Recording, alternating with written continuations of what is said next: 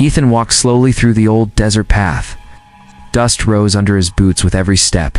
He was tired. The sun burned his face, and sweat ran down his back.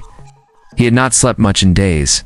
His job was to guard a supply truck going to a border village. It was not exciting, but it paid just enough for food and a place to sleep. He was once a soldier. People had called him brave. But that was before. Now he was just a man with a scar across his face, and a past no one wanted to talk about. He didn't care about medals or orders anymore. He just wanted peace. The truck moved ahead slowly. It carried medical supplies and food. Sitting beside the driver was a girl, maybe 10 years old. She wore a red scarf and smiled at everyone they passed. Ethan had noticed how she stayed close to the guards. She did not speak much. Her eyes were calm but strong. They reached the village by evening. It was small, quiet, and looked like it had seen better days. People came out from their homes as the truck stopped. Children ran with bare feet. Mothers held their babies close. Ethan looked around. Nothing seemed wrong, but something felt off. Then came the sound. A sharp whistle. A signal. Ethan turned fast. A flash of movement on the hill. Shadows. Then gunfire.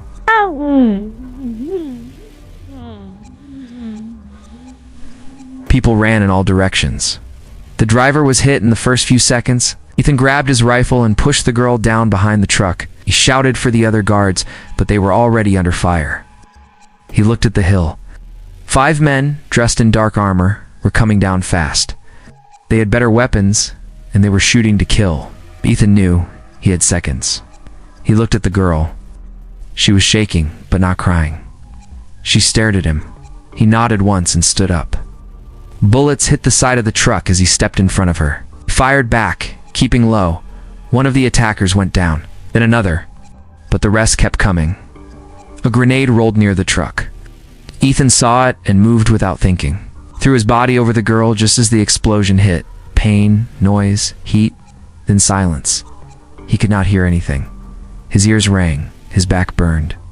But he was alive, so was the girl. He opened his eyes. Smoke filled the air. The attackers were gone, dead or running. The guards who had survived were calling for help. The girl touched his hand. Her eyes were wide. "Thank you," she whispered. Ethan tried to smile but couldn't. He passed out. When he woke, he was in a soft bed, clean sheets, warm air. He turned his head slowly. A tall man in a uniform stood beside him. "You saved her," the man said. Ethan blinked. His mouth was dry. "Who is she?" he asked. The man smiled. "She is the daughter of the queen." Ethan did not speak. He stared at the ceiling. He had no idea what that meant for him. The next day, guards in gold armor came to see him. They said nothing but watched him closely. He was moved to a larger room still under guard. The windows were wide. Outside he could see tall towers, green gardens, and soldiers training below. Later that evening, a woman walked into the room. She wore a long silver dress. Her face was calm, but strong. She looked at him for a long time before speaking. "My daughter says you've saved her life," she said. Ethan sat up, wincing in pain. "I did what anyone would do." "No," she said, "not anyone." "You risked your life for her." Ethan nodded but said nothing. "I am Alira," she said, "Queen of the Midlands." He looked at her. "I'm just a man with nothing left. I don't belong here." "You do now," she said. She turned and walked away. That night, Ethan lay awake. The bed was soft, but his thoughts were not. He had been ready to die. Now he was in a palace. It saved a girl, a princess, and her mother was the queen. He did not ask for this. He did not want power. But something had changed. He had seen fear in the eyes of the people, and hope in the girl's face. He had protected her once. He would do it again. He did not know it yet, but his life was no longer his own. He had stepped into something far greater than he could imagine. Someone was watching him very closely. Ethan sat near the large window of his new room. Outside, the sun touched the top of the palace towers. Birds flew across the sky. He could see soldiers training below, moving in lines, shouting orders. It all looked too perfect, too clean. He did not trust it. He had been in the palace for 3 days. Guards watched him every hour. Some gave him cold looks. Others said nothing at all. No one told him what would happen next. The girl he saved came to visit every morning. Her name was Lily. She brought him small flowers from the garden and talked about her dog and her favorite book. She was full of life. She reminded him of someone he once knew, long ago, before the war. Ethan never said much. He just listened. But he always smiled when she walked in. One morning, a soldier entered the room. He was tall, serious, and wore a dark red coat. "The Queen wants to see you," he said. Ethan stood up. His wounds still hurt, but he did not show pain. He followed the soldier through wide halls. The palace was full of gold and stone. Paintings of past leaders hung on the walls. Servants moved quietly, never meeting his eyes. They reached a tall door. It opened slowly. Queen Alira stood near a long table. She was reading papers but looked up when Ethan stepped in. "Sit," she said. Ethan sat. "I have learned more about you," she said. "You were a soldier. You broke orders to save civilians." Ethan nodded. "Yes, I don't regret it. You were punished for it," she said. "I was," he answered. She studied his face. "Why did you protect Lily?" Ethan looked down. "She was a child. I didn't know who she was. I just acted. That choice saved her life," she said, "and it may have saved this kingdom." Ethan said nothing. Alira walked to the window. "My people are afraid. The northern armies are growing stronger. My enemies inside this palace grow bolder. I can trust only a few." She turned back to him. "But I trust you." Ethan raised an eyebrow. "You don't know me." "I know what you did," she said. "That is enough for now." There was silence for a moment. "I want you to stay here," she said. "Not as a prisoner, as a guest, maybe more." Ethan stood.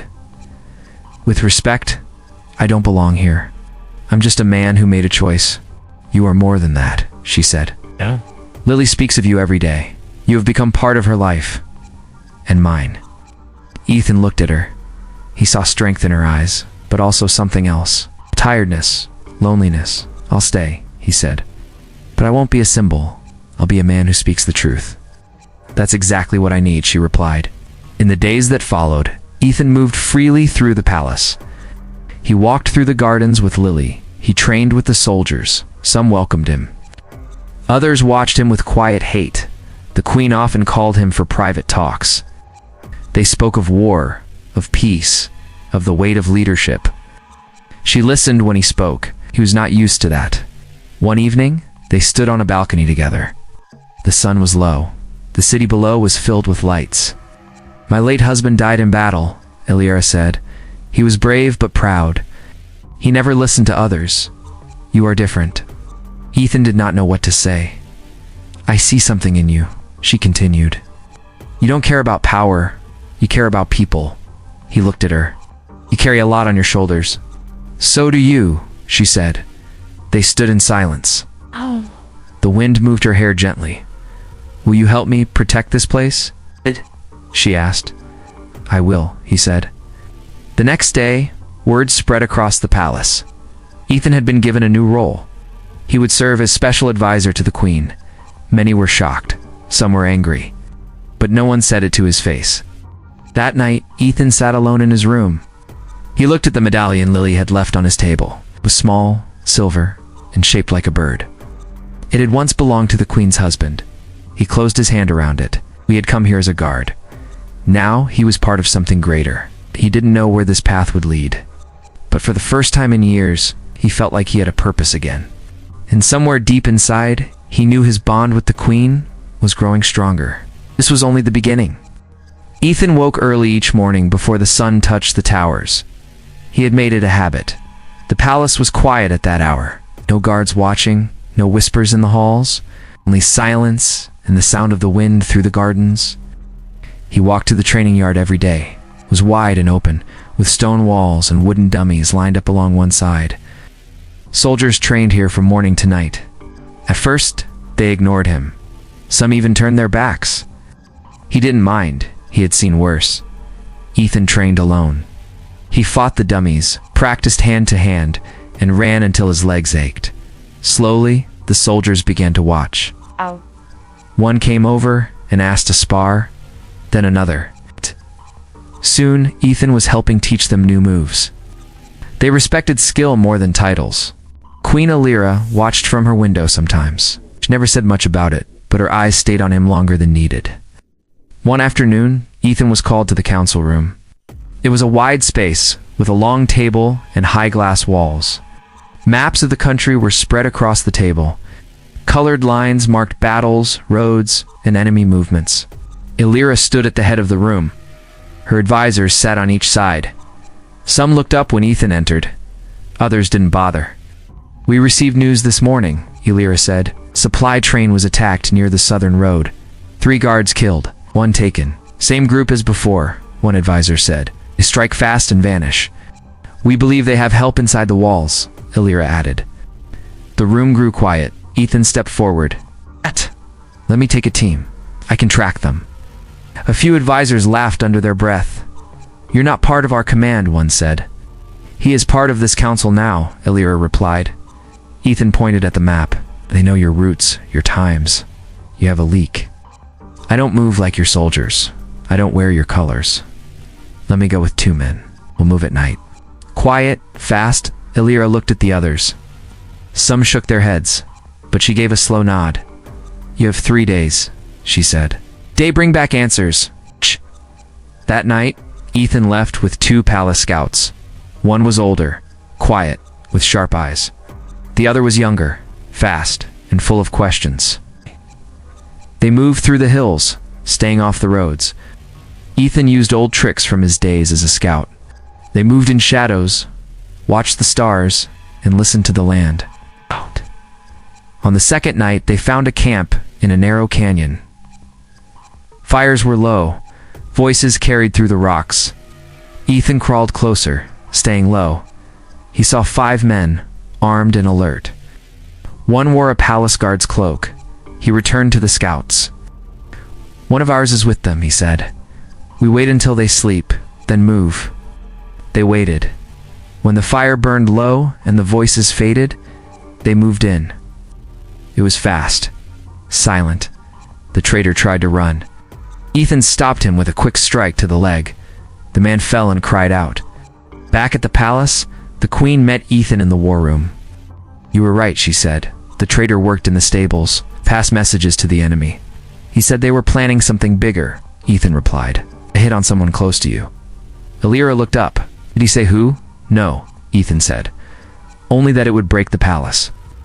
The queen turned away. "This war never ends. They don't want peace. They want fear." Ethan stepped forward. "Then we fight smart, not with more fire, with better minds." She looked at him. "You speak like a leader." "I speak like a man who's seen too much loss," he said. In the days that followed, the queen called Ethan more often. They spent hours talking in her private garden. She asked about his past, and he shared small pieces. She told him about her daughter, her late husband, her fears. She did not act like a queen in those moments. She was just a woman trying to hold her world together. One evening, after a long meeting, they stood by the balcony once more.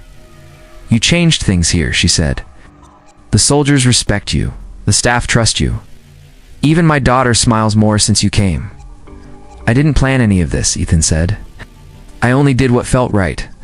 "Sometimes that's what matters most," she replied. There was a long silence. The air was warm, the sky full of stars. "Do you ever think about leaving?" she asked. "Every day," he said, "but I stay." "Why?" He looked at her. "Because you asked me to." The wind moved between them. Illyra stepped closer. "And if I asked you something else?" Ethan didn't speak. Didn't need to. Later that night, he sat alone in his room again. Lily had left another drawing on his table. It showed him standing with her and the queen. All 3 were smiling. He picked it up and held it in his hands. The palace had changed him. The queen had changed him. But he had changed her too. And he knew something else now. He didn't just serve the queen. He cared for her. And deep down, he knew she cared for him. The days of being a nameless guard were gone.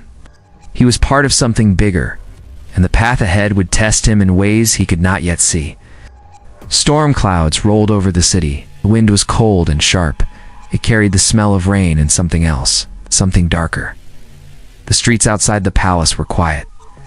People stayed in their homes. Shops were closed. Doors were locked. Ethan stood on the high wall looking out at the horizon. He had seen weather like this before, but this time, the storm was not just in the sky. It was in the hearts of the people. It was in the whispers he heard in the halls. It was in the silence of the Queen. The last few weeks had changed everything. The traitor they caught had spoken of more than just a small plan. His words had led to more arrests. 3 guards, 2 servants, even one of the lower council members. All of them had taken money from the north. All of them had helped the enemy. Now the Queen could trust almost no one. Ethan had stayed by her side, sat with her in council. He had trained with the guards. He helped plan new paths for the supply lines. But he also saw the weight growing in her eyes. She was tired, though she never said it. One night, the Queen sent for him. She sat alone in the garden. The trees moved in the wind. Her hair was loose. She wore no crown. "There is news," she said. Ethan sat across from her. "The North has built camps near the river," she said. "We believe they will strike in 7 days. Is the council ready?" he asked. "They are not," she said. "Half of them still argue about roads and money. The other half think we should wait." "And what do you think?" Ethan asked. "I think we must act now," she said. "If we wait, they will cross the river and burn the villages before we can stop them." Ethan nodded. "Then give me a team. I'll go there myself. We'll get proof." Elira looked at him. "It's dangerous." "I know," he said. "But I trust my hands more than I trust maps." She did not speak for a moment. Then she stood and walked closer. "I don't want to lose you," she said. "You won't," Ethan replied. The next morning, he left the palace with 4 trusted soldiers. They traveled fast, using the old paths through the forest. They reached the river on the 3rd night. From a high cliff, they saw fires on the other side, dozens of tents, rows of weapons. Soldiers moving in silence. The attack was not a guess. It was real. Ethan sketched what he saw. He marked the numbers. He watched the movements. He did not sleep. On the way back, they were seen. A group of northern scouts chased them through the woods. Arrows flew past the trees. One of Ethan's men was hit and fell. The rest kept running. They did not stop until the palace lights were in view. Inside the war room, Ethan placed the map on the table. "They come in 5 days," he said. "They bring everything." The Queen looked at the map, then at him. "We will stop them," she said. The next days moved fast. Soldiers were called to the walls. Their weapons were checked. New orders were written and sent to every captain. The people in the city were told to stay inside after dark. Ethan stood with the Queen as she gave commands. Her voice was strong. Her eyes were clear. But when they were alone, she let her fear show. "I've never faced a battle like this," she said. "You are not alone," Ethan told her. On the night before the battle, the Queen walked to Ethan's room. She wore a simple black coat. Her eyes were tired. "May I come in?" she asked. He stepped aside. They sat by the fire. Neither spoke for a long time. "I remember the night my husband left for his last battle," she said. "He said he would return. He never did." "I'm not him," Ethan said. "I know," she replied. "That's why I'm here." She reached for his hand. "Tomorrow is the end. I want to face it with you," she said. He looked at her. Her face was soft in the firelight. "You will not fall," he said. "I will make sure of that." In the morning, the sky was dark. The city gates stood open. Soldiers waited behind stone walls. Archers stood on towers. The Queen wore her armor. Ethan stood beside her. The horn sounded. The army from the north came through the mist, silent, cold, ready. The first arrows flew. The ground shook. The battle had begun. Ethan led the second wave. He moved fast, striking hard, guiding the younger soldiers. He saw the enemy try to break the wall, but the Queen's plan had worked. The traps held. The lines stood strong. At the center of it all, the Queen rode forward. "Ah!" Her sword was bright. Her voice called out above the noise. Ethan reached her side. "We hold here," she said. "We hold," he answered. For hours, the battle raged. Then, just as the sun broke through the clouds, the enemy pulled back. They had lost. The field was quiet again. The Queen walked through the wounded. She thanked the living. She held the hands of the fallen. Ethan followed her. That night, the palace was quiet again. Illyria stood on the balcony. "You were right," she said. "We fought smart. You fought like a leader," he said. She turned to him. "Stay," she said. "Not going anywhere," he replied. She stepped close. "I don't want you as just a soldier," she said. "I want you beside me. As more." The days after the battle were full of quiet work. The city began to heal. Soldiers repaired the walls and cleaned the streets. The people came out of their homes carefully, watching the sky as if expecting another storm. But the sky was clear. The war had slowed, at least for now. Ethan stayed close to the Queen. Their bond had grown stronger with every fight, every plan, every long night. He helped her make choices for the kingdom. He stood by her side in meetings and on the training grounds. She trusted him more than anyone else. One afternoon, Lily ran into Ethan's room. Her face was bright and happy. "Come see," she said. "The Queen wants you in the garden." Ethan followed her. The garden was full of blooming flowers and soft green grass. The sun warmed the air. The Queen waited by a small tree. Lyra said, pointing. There was a tiny sapling planted in the soil. The tree was young but strong. Its leaves moved gently in the breeze. "We plant this tree for new beginnings," she said. "It's for hope." Ethan nodded. "It will grow tall," I guess, she said, smiling. They stood together watching the tree. Lily ran around, laughing. For a moment, everything felt peaceful. That night, the Queen invited Ethan to dinner. The great hall was quiet. Only a few candles lit the room. They sat close, away from the others. "I want to thank you," Illyria said. "You risked your life for this kingdom, for my family, for me. You didn't have to," Ethan said. "I asked you," she replied. There was a soft pause. "You are not just a soldier to me," she said. "You are more." Ethan took her hand. "I feel the same." Outside the palace, guards still watched. But inside, a new chapter was beginning. The Queen and Ethan spent their days planning for peace. They met with village leaders and traders. They made new rules for fairness. Slowly, the fear that had ruled the land began to fade. One evening, as the sun set in the west, Illyria stood on the balcony with Ethan. "Do you think it will last?" she asked. "Peace," he said. "It will, if we keep fighting for it, not with swords, with trust." She looked at him and smiled. A soft breeze passed between them. "You saved her," she said, nodding toward Lily playing below. "And she saved me," Ethan answered. The little girl ran up to them. "Are you going to stay?" she asked. Ethan smiled. For a long time, Lily hugged him. The Queen watched them. Her eyes were full of hope and something else, something warm. She knew this was not just a victory of war. It was a victory of hearts. Together, they would face whatever came next.